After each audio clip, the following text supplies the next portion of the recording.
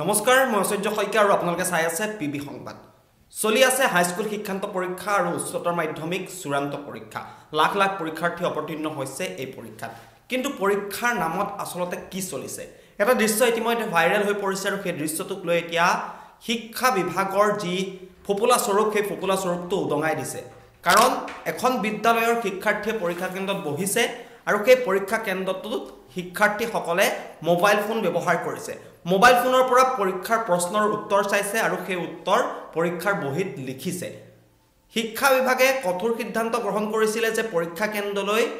mobile ফোনকে আদি কৰি বিভিন্ন ধৰণৰ সামগ্ৰী কঢ়িয়াই নিয়া নিষেধাজ্ঞা আৰোপ কৰিছিল কিন্তু তাৰ পাছত কেনেকৈ এটা পৰীক্ষা কেন্দ্ৰত প্ৰত্যেকগৰাকী ছাত্ৰ ছাত্ৰীয়ে মোবাইল ফোন নিবলৈ পালে বা নিৰীক্ষকৰ সন্মুখতে কেনেকৈ শিক্ষাৰ্থীসকলে মোবাইল ফোনৰ পৰা পৰীক্ষাৰ যি প্ৰশ্ন সেই প্ৰশ্নৰ উত্তৰ গুগলত চাই পৰীক্ষা কেন্দ্ৰত কেনেকৈ মোবাইল ফোনটো ব্যৱহাৰ কৰি উত্তৰ লিখিব পাৰিলে ইয়াক লৈ ভিন্ন ধৰণৰ অভিযোগ উত্থাপন হৈছে কেইবাটাও কেন্দ্ৰত উচ্চতৰ মাধ্যমিক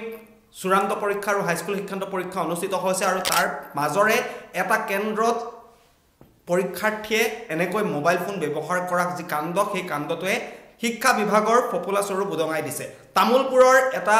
পৰীক্ষা কেন্দ্ৰত এই ঘটনাটো সংঘটিত হৈছে এই আজব ঘটনাটো সংঘটিত হৈছে আৰু এটা ভিডিও ইতিমধ্যে সামাজিক মাধ্যমত ভাইৰেল হৈ পৰিছে সংবাদ মাধ্যমত ইতিমধ্যে এই ভিডিওটো বিয়পি পৰিছে দেখিবলৈ পোৱা গৈছে যে ছাত্ৰ ছাত্ৰীসকলে পৰীক্ষা কেন্দ্ৰত হাতত মোবাইল ফোন লৈ মোবাইল ফোনৰ পৰা চাই তেওঁলোকে পৰীক্ষাৰ প্ৰশ্নসমূহ উত্তৰ বহীত লিখিছে আৰু নিৰীক্ষকে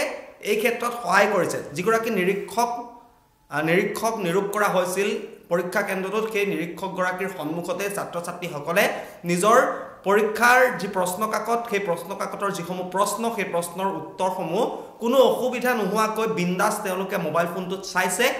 ফোনটোত চাই তেওঁলোকে টোকা বহীত লিখিছে বা উত্তৰ বহীত লিখিছে গতিকে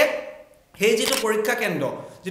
কেন্দ্ৰত পৰীক্ষাটো অনুষ্ঠিত হৈছিল তামুলপুৰৰ যি পৰীক্ষা কেন্দ্ৰ এই পৰীক্ষা কেন্দ্ৰটোত যি ঘটনাটো সংঘটিত হ'ল সেইগৰাকী নিৰীক্ষক বা সেইখন বিদ্যালয়ৰ যিগৰাকী অধ্যক্ষ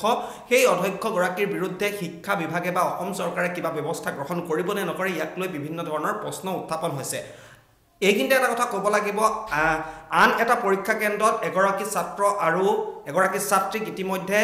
পৰীক্ষা কেন্দ্ৰৰ পৰা নিলম্বিত কৰা হৈছে কাৰণ তেওঁলোকে পৰীক্ষা কেন্দ্ৰত অসৎ উপায় অৱলম্বন কৰিছিল অৰ্থাৎ নকল তেওঁলোকে লৈ গৈছিল তেওঁলোকক হেয়ে পৰীক্ষা কেন্দ্ৰৰ পৰা নিলম্বিত কৰা হ'ল কিন্তু তামুলপুৰৰ যি ঘটনাটো সংঘটিত হ'ল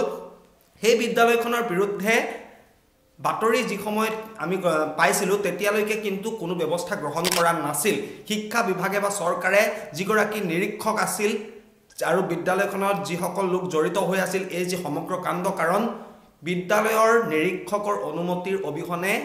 ছাত্ৰ ছাত্ৰীসকলে মোবাইল ফোনটো পৰীক্ষা কেন্দ্ৰলৈ অনাটো সম্ভৱ নহয় প্ৰতিটো প্ৰান্তৰ পৰীক্ষা কেন্দ্ৰত কটকটীয়া নিৰাপত্তাৰ ব্যৱস্থা কৰা হৈছে তালাচী চলোৱা হৈছে কিন্তু তাৰ বিপৰীতে তামুলপুৰৰ যি পৰীক্ষা কেন্দ্ৰ এই পৰীক্ষা কেন্দ্ৰটোত কেনেকৈ ছাত্ৰ ছাত্ৰীসকলে মোবাইল ফোন নিবলৈ পালে তাক লৈ এতিয়া ভিন্ন ধৰণৰ প্ৰশ্ন উত্থাপন হৈছে আৰু যিগৰাকী নিৰীক্ষক তাত আছিল নিয়োজিত হৈ আছিল সেই